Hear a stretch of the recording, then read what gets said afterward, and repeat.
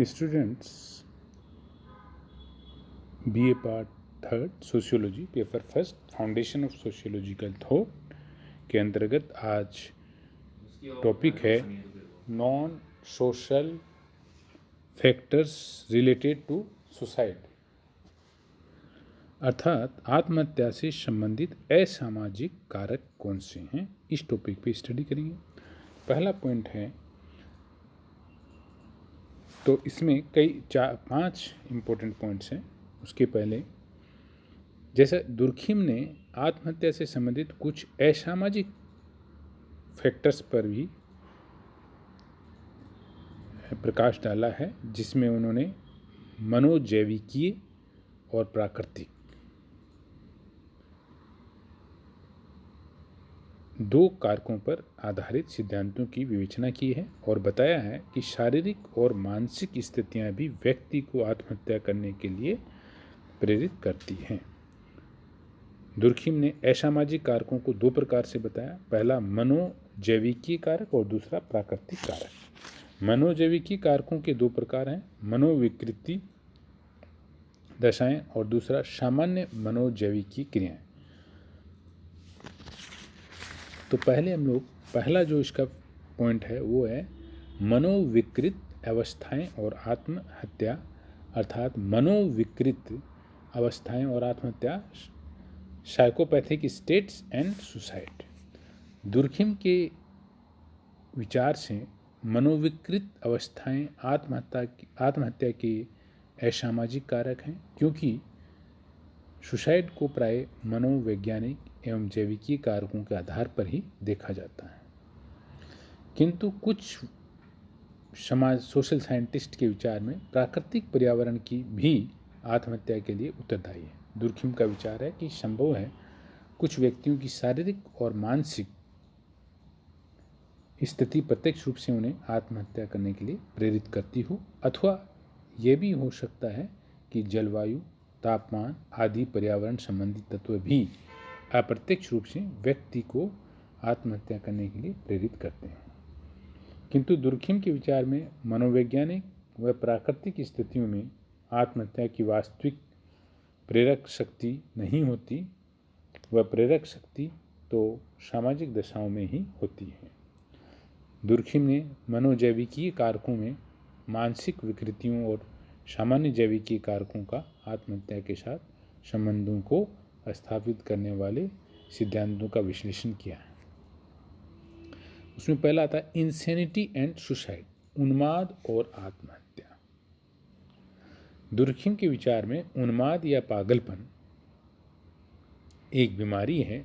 इस रोग की मात्रा भिन्न भिन्न समाजों में भिन्न भिन्न होती है। उन्माद और मानसिक अलगाव, मेंटल एलिनेशन कहा जा सकता है।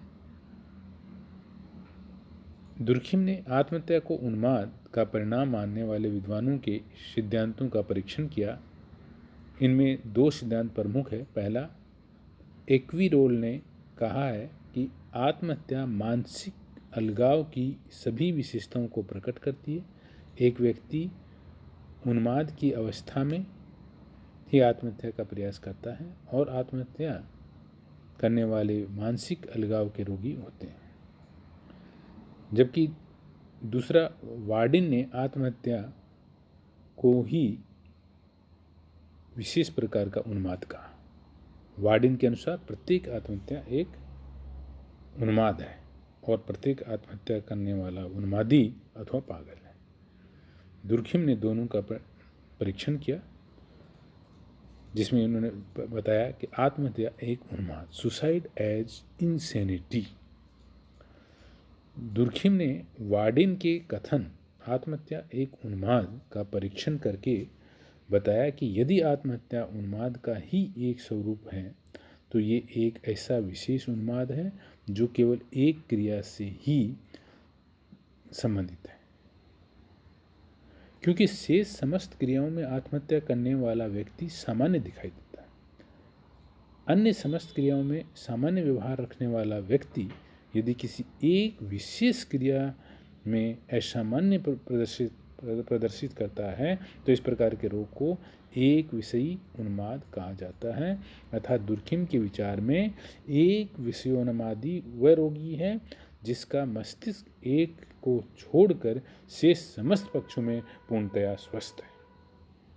उसमें स्पष्ट रूप से स्थित केवल एक दोष उदाहरण होता है।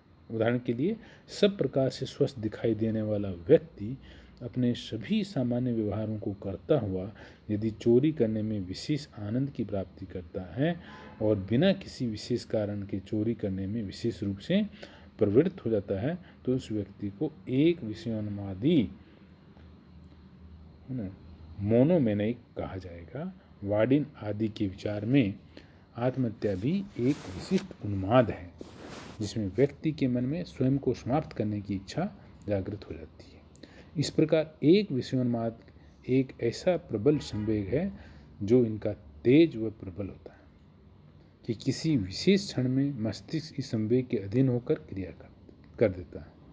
किंतु दुर्खिम इस विचार का खंडन करते हुए तर्क देते हैं कि एक विषयोन्माद का रोगी अत्यधिक शिथिल और निराश रहता है और उसमें विचार और क्रिया के बीच का संतुलन समाप्त हो जाता है।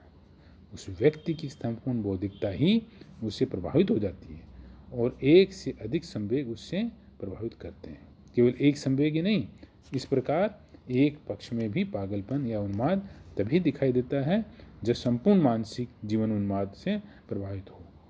अतः एक विषयोन्माद कोई रोग है ही नहीं। इस दृष्टि से आत्महत्या भी एक विषयोन्मादी नहीं हो सकती। दूसरा बताया suicide as a result of insanity, उन्माद के परिणाम के रूप में आत्महत्या। ये सिद्धांत उन्माद के परिणाम को आत्महत्या मानता है। इस सिद्धांत के अनुसार आत्महत्या करने वाले व्यक्ति उन्मादी होते हैं। मानसिक अलगाव आत्महत्या का एक प्रमुख कारण है। एस्क्यूरोल इस मत के समर्थक हैं। दुर्खिम इस सिद्धांत को भी अस्वीकार करते हैं। उनके विचार में कुछ उन्मादी व्यक्तियों के द्वारा आत्महत्या कर लेने के आधार पर ही इससे सामान्य नियम नहीं बनाया जा सकता।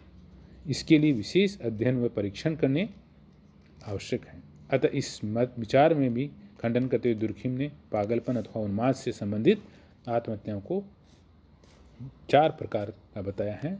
उन्माद से संबंधित आत्महत्याएं, पहला है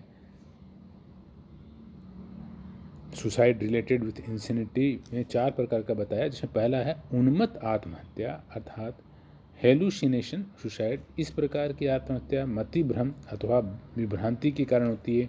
रोगी किसी काल्पनिक भय या अपमान से बचने के लिए आत्महत्या कर लेता है। कभी कभी व्यक्ति ऐसा अनुभव करता है कि कोई रहस्यात्मक शक्ति या मायावी शक्ति उसे मरने की आज्ञा दे रही है और आदेश के पालनार्थ वह आत्महत्या कर लेता है। वास्तव में इस प्रकार की आत्महत्या उन्माद के रोग के कारण होती है। विभिन्न प्रकार की भावनाएं रोगी के मस्तिष्क को प्रभावित करती रहती है। इस विचार श्रृंखला में आत्महत्या का विचार भी आता है। यदि आत्महत्या का विचार एक बार में सफल नहीं हो पाता तो व्यक्ति पुनः उस विचार को ही त्याग देता है। इस प्रकार उन्माद की स्थिति में की जाने वाली आत्महत्या उन्माद का ही परिणाम है। वार्डिन ने एक व्यक्ति के विषय में बतलाया कि वह उसी रोग के वशीभूत होकर आत्महत्या करने के लिए पानी में उतरा। पानी कम होने के कारण गहरे पानी की खोज करने लगा। तभी एक कस्टम अधिकारी ने उसे तुरंत नदी से बाहर आने की धमकी दी, अन्यथा वह उसे गोली मार देगा। बस वह व्यक्ति तुरंत बाहर निकला और उसने आत्महत्या का विचार ही त्याग दिया। विचार परिवर्तन का ये एक बड़ा सटीक दृष्टांत है। नेक्स्ट है अवसादपूर्ण आत्महत्या, मेलानकोलिक सुसाइड। अत्यधिक निराश, शोक अथवा दुख इस प्रकार की आत्महत्या का कारण होता है। रोगी स्वयं को सबसे अलग समझने लगता है। जीवन अंधकार पूर्ण हो जाता है।